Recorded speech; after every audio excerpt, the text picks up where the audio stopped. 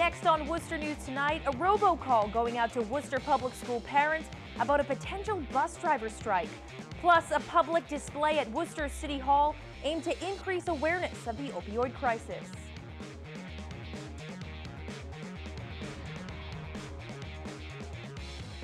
Good evening, everyone, and thanks for joining us. I'm Anna Botari. We begin tonight with developing news, and it could affect the first day of school here in the city of Worcester. We've heard from multiple parents about a robocall they received from Superintendent Maureen Benenda. It alerts them about the potential for school bus drivers to go on strike. According to the call, the strike involves drivers for Durham School Services and could begin Monday, which is scheduled to be the first day of school. The school department tells us they're hopeful there'll be a resolution this weekend. Benenda says she'll alert parents by Sunday if the buses will be operating and if there will be school on Monday. Well, one thing's for sure, city teachers will be ready to go for the new year after approaching a new contract agreement. Thursday night, teachers voted in favor of contract worked out in negotiations between the union and the school committee. While some teachers feel there's still work to be done, Superintendent Maureen Benenda says she's happy a resolution has been made. The teachers ratified the contract last night, and now it will go to the school committee to approve, and then we'll be all set to move on. It's my understanding that people are aware that it's a negotiation process and that it was a good package that was offered. Members of the A and B bargaining units have come out to voice their opinions on whether they agree with the package that we've put forth to them or not. So it's good. As you can see, we've got a tremendous turnout, which is awesome because this union has had new life breathed into it, and that's a good thing. Educators are being heard now. The agreement includes a new 3-year contract with salary increases, as well as a retroactive 1-year deal for the past school year. The agreement came just hours before the annual back-to-school celebration for teachers and staff. More than 4,000 public school employees were at the DCU Center to prepare for the start of school on Monday. The celebration includes awards, a spirit competition, a flash mob, and a nationally recognized keynote speaker. Our Brittany Schaefer has more.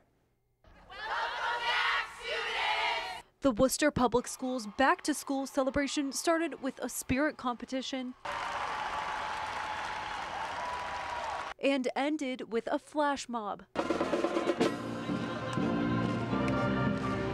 It brought an element of excitement here. Wasn't planned, but teachers took out their phones and it was like a concert. But it was keynote speaker Manny Scott who seemed to really make an impact on the thousands of school employees. His speech was very emotional for me. What he was talking about really resonated with us as a school and as a community.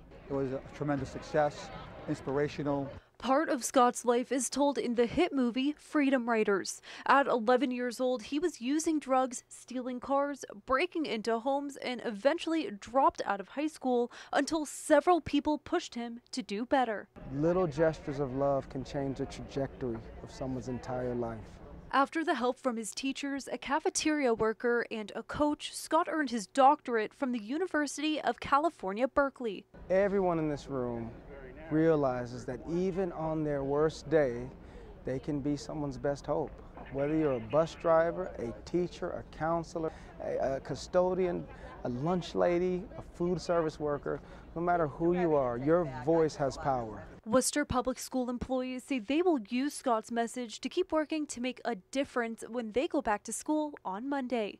Our words and our actions change the lives of so many people on a daily basis. And that's our kids. Those are our families.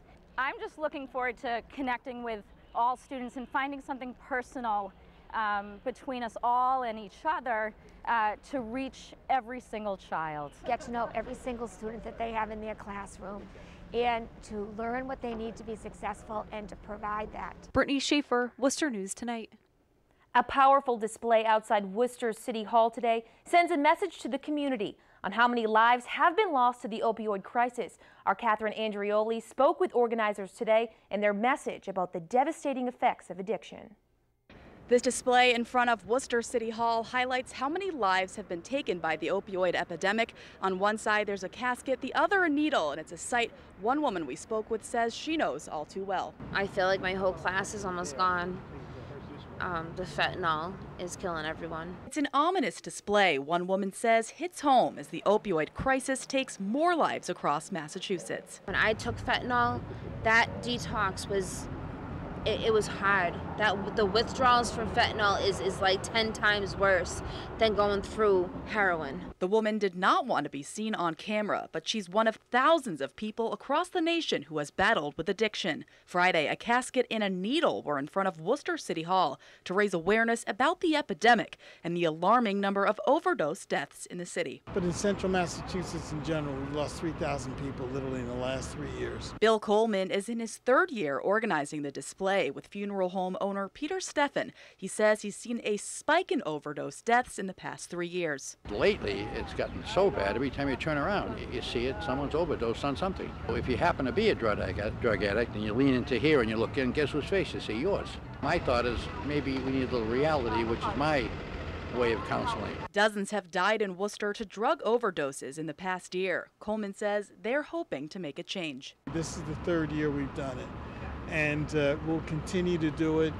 And we'll work with our legislators, our political leaders on local and state level until the treatment of demand programs are provided and we can maybe save a few more lives. It's very important to have something like this visual to let people know that if they don't change, this is what's going to happen. In Worcester, Catherine Andrioli, Worcester News Tonight. As the school year starts, thousands of college students are moving to Worcester area over the next few days. At Assumption College, more than 500 freshmen moved onto campus Friday. Dozens of underclassmen helped students and their families unpack. The president of the college also lent a helping hand and had some advice for new students. Most importantly, because the most difficult thing freshmen have a time with is how do they manage their time. This is the first time in their lives when they're not in class for every period, 5 days a week, and so they have to really learn to manage their time well so that they are going to be successful at their studies. Get involved as much as you can. I know I was starting off not being involved, and I got into SGA, and that's how I'm here today, and I absolutely love it. I think getting involved is something that makes your college career really, really stand out and something that you enjoy. Returning students move in Sunday and classes start Monday the 28th. Well, here's a heartwarming story. A little boy in Grafton wanting to make a big difference. The 8-year-old has been holding a fundraiser selling lemonade for the past 3 years, and it's drawing big crowds for a good cause. I absolutely love some lemonade. A line forms at Tyler Hardiman's lemonade stand. Now, the Grafton 8-year-old isn't trying to make money for himself. He's collecting donations for a deserving cause. Last year, he wanted to do it for veterans because eventually he wants to be in the Army. Tyler's mother, Danielle, says for the past 2 years, they've donated to Project New Hope of Worcester. But Tyler started this lemonade stand in 2014 for a different reason. It was a police officer that had cancer. After discovering a local police officer was battling cancer, Tyler decided to raise money in his honor by selling lemonade. In the first year, he raised more than $1,600. I got one. Project New Hope helps veterans impacted by their military service.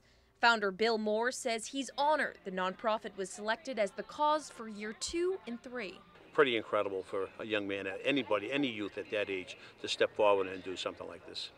Each year, Tyler has increased his donations, and his mom says this year the goal is even higher. He said he wants to double it, so you never know what can happen. Well, Tyler's mom, Danielle, just updated us, and today he raised $3,800 for Project New Hope.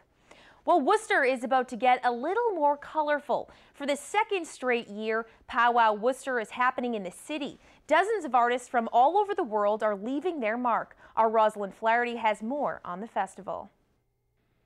The spray can caps are off and the art has begun. Powwow Wooster is back for its second year.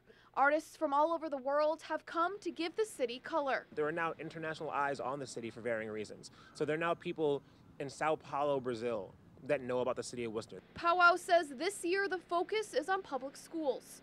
4 schools are getting murals. In an Elm Park Community School, 14 walls will come to life. We wanted to engage in arts and education, and working with our youngest citizens and youngest residents, we wanted to make sure that we impacted them, hopefully for the long run. Artist Stash Franklin is from Brooklyn, New York. He is spray painting an abstract cherry blossom on the back of the school. Something that would sit in the landscape, not sort of where I came from as a graffiti artist, but where I want to go as an artist. Franklin says he's created about 100 murals in his lifetime and has been part of Powwow in other cities. I'm so glad it's in Worcester. You know, it's a very good thing in general, art, and Worcester's a nice little town, needs a little bit of shine. Over the next 10 days, 29 murals will be completed in the city.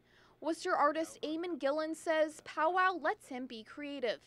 There'll be a lot of people that, see it and just kind of, even just a smile is kind of nice, but I think it would add, kind of a local pride in Worcester. Rosalind Flaherty, Worcester.